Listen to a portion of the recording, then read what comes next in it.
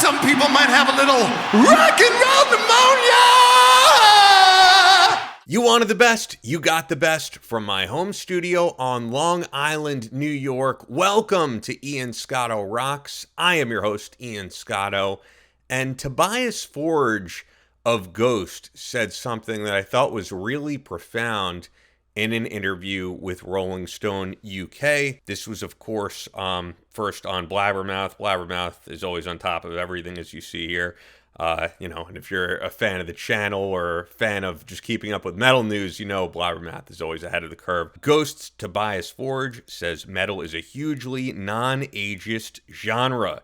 It's a very friendly community. As I said, this is Rolling Stone UK. It's a long interview that they recap here, so I just want to get into that statement that he made. So the part that we're going to highlight right here is where he says, the community itself has undergone a quite cool, I don't know what to call it, an expansion since, depending from where you count. But if hard rock really started with Black Sabbath and Deep Purple and Led Zeppelin, and on a daily basis, new bands are being formed, and on a daily basis, or at least on a weekly basis, every Friday, there are new records coming out in this genre.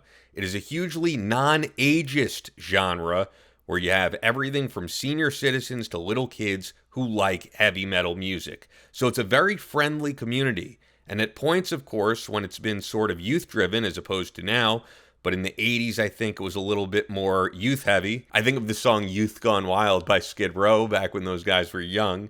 That's just me adding a little commentary here.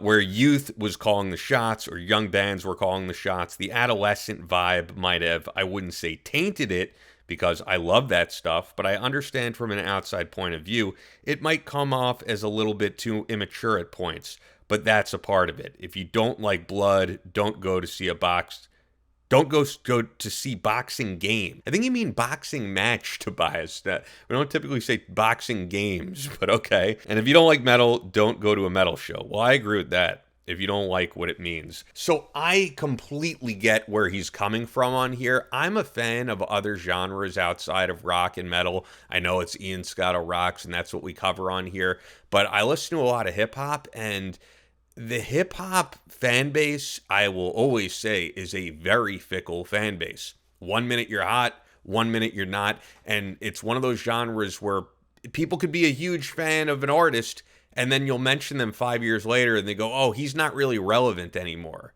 And it's like, what the fuck does that mean? If you like the music, what does relevance matter? And there will never be a time where people say Black Sabbath or Iron Maiden or Slayer or Metallica are not relevant. Even if they're not putting out albums that people are still into, they'll always be relevant in the conversation of what's cool in heavy metal.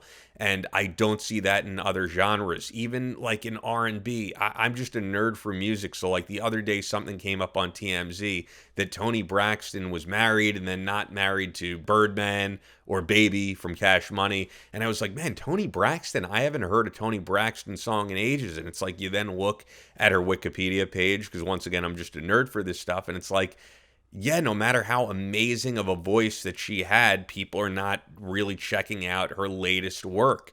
And it's because, once again, fans of those genres are just fickle. You're hot 1 minute, you're not the next. Look at all these bands that are coming back and are really like expanding their fan base. I've mentioned it before, like I saw Kitty in Brooklyn, and the reason they had to tap out from that band for a while is because they weren't really selling out shows. They weren't playing the major venues. They were opening for bands that would have been bigger than at one point. And it's like, now they're selling out again. People missed them. And Deftones, everyone is talking about Deftones. I am a fan of Deftones going way back to Around the Fur. And it is absolutely amazing that suddenly, and I don't even know the reason why, I guess it's TikTok or something, they're more relevant than ever. They are selling out arenas across the United States, and they haven't had anything that would remotely be considered a hit in many, many years. But like, young fans are gravitating towards them. I went to see Metallica a couple years back at Giant Stadium, and when you think of that, that's a band that's been doing this for 40 freaking years. So you could be An 80-year-old man today who got into them when you were only 40 and you're still rocking out to them, going to their concert, and you could bring your grandchild who's maybe 13 and just getting into this type of music and they'll have a blast. So, yeah, I agree. It is a non-ageist genre, and that's a rare thing to see nowadays because everybody just worries about what's cool, what's happening now, and people's attention spans are shorter than ever. But I think even young fans of the genre, maybe a fan discovering a band like Ghost or a band like Sleep Token, they want to dig back in the archives and say, where did all this come from? And they're going to discover a band like Black Sabbath or Judas Priest. I mean, hell, that's how I got into a lot of stuff.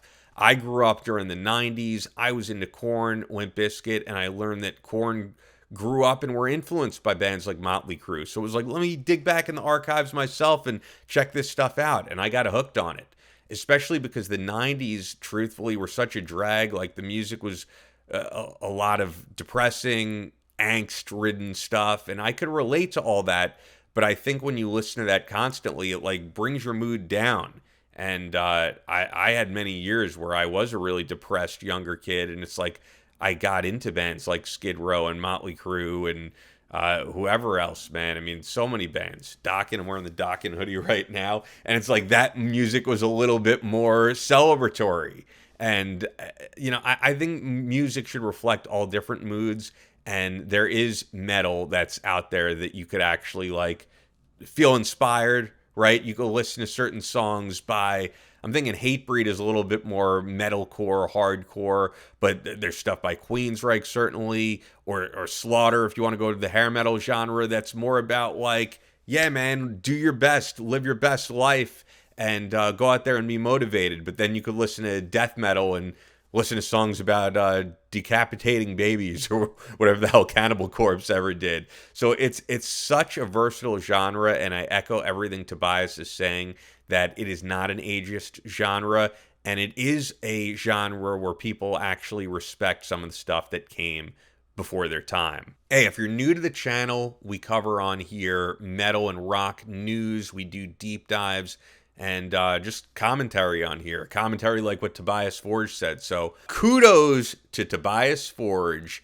Be sure to subscribe, like the video. All of that stuff helps us out in the algorithm. Let me know if you agree or disagree that metal isn't an ageist genre, or if you think it is a ageist genre. Be sure to check out the web store where we have great high-quality t-shirts and mugs like this one that I drink out of every single time you see me on here. And I did another video related to Ghost and their no cell phones policy that you can check out right here if you click on this video above.